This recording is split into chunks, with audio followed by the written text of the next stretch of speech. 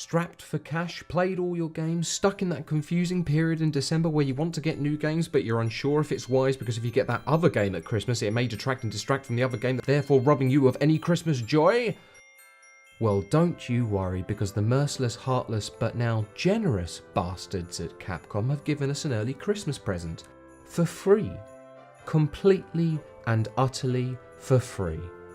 The eagerly awaited DLC prologue for Resident Evil 7. Not a Hero.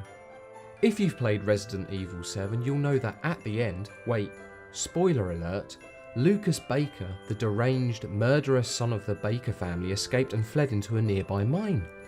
Pursued by Chris Redfield. Yes, that Chris Redfield, who went from looking like this, to this, and then to this.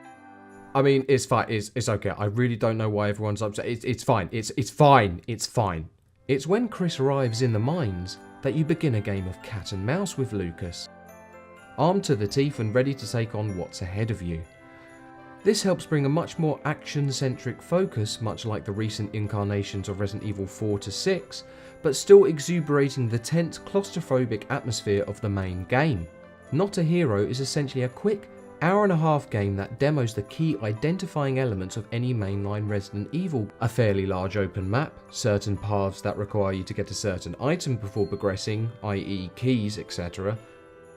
A time-limited segment towards the end.